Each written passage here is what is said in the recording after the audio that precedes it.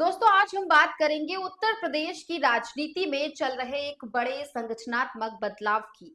दरअसल बीजेपी की यूपी इकाई में नई टीम का गठन अब होली के बाद होने की संभावना है। हालांकि पहला दौर की चर्चा पूरी हो चुकी है, लेकिन जातीय और क्षेत्रीय संतुलन को लेकर मामला अटक गया है। इसलिए अब लखनऊ के बाद दिल्ली में मंथन होगा और उसके बाद ही अंतिम फैसला लिया जाएगा।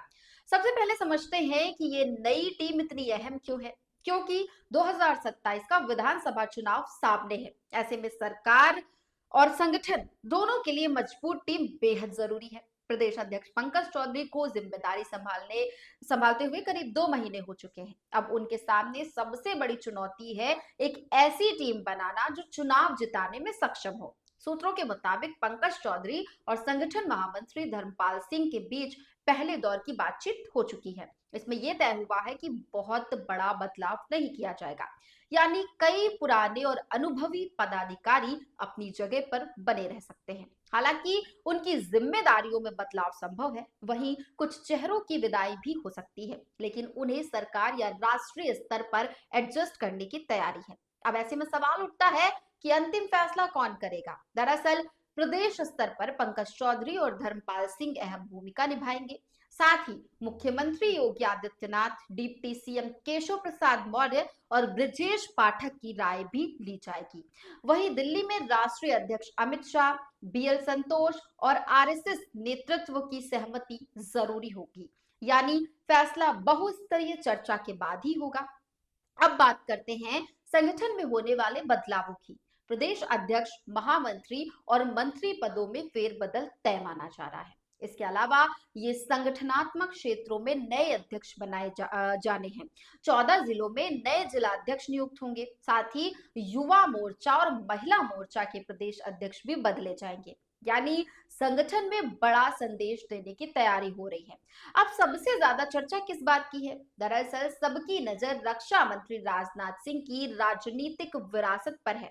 उनके बड़े बेटे पंकज सिंह इस समय प्रदेश उपाध्यक्ष है, वहीं छोटे बेटे नीरज सिंह भी संगठन में सक्रिय हैं। ऐसे में सवाल ये है कि नई टीम में किसे मौका मिलेगा। हालांकि अंतिम फैसला तो राजनाथ सिंह की राय से ही तय माना जा रहा है। युवा मोर्चा अध्यक्ष पद की रेस भी दिलचस्प है।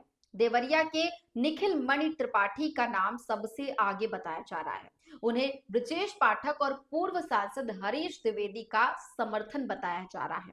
लेकिन विरोधियों का कहना यह है कि पूर्वांचल से होने के कारण क्षेत्रीय संतुलन बिगड़ सकता है, जबकि जो समर्थक हैं उनका ये तर्क है कि वो लखनऊ में सक्रिय हैं और संगठनात्मक अनुभव रखते हैं। वहीं महिला मोर्चा उपाध्यक्ष पद के लिए अर्चना मिश्रा का नाम प्रमुख दावेदार के रूप में सामने आ रहा है।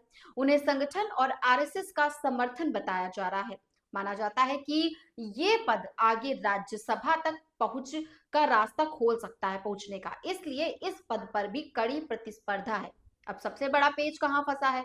दरअसल ब्राह्मण और ठाकुर समाज से सबसे ज्यादा दावेदारी है। दूसरी तरफ पिछड़े वर्ग और दलित समाज को भी संतुलित करना है। यूजीसी मुद्दे के बाद सवर्ण वर्ग की नाराजगी की चर्चा भी है। साथ ही लोध, कुर्मी और मौर्य समाज के समीकरण भी साधने हैं। इसलिए टीम बनाना आसान नहीं है। राजनीतिक जो विश्लेषक है उनका ये मानना है कि बसपा सुप्रीमो मायावती भी दलित और ब्राह्मण समीकरण को साधने में सक्रिय है। ऐसे में बीजेपी को अपने कोर वोट बैंक के साथ साथ नए सामाजिक समीकरणों पर भी ध्यान देना होगा। अब सवाल यही है, क्या पंकज चौधरी ऐसी टीम बना पाएंगे जो 2027 में जीत की नींव रखे, या फिर अंदरूनी खींचतान नई मुश्किलें खड़ी करेंगी? फिलहाल सबकी नजर दिल्ली में होने वाले मंथन पर टिकी हुई है। देखना दिलचस्प होगा कि नई टीम में किसे जगह मिलती है और किसकी कुर्सी बदलती है।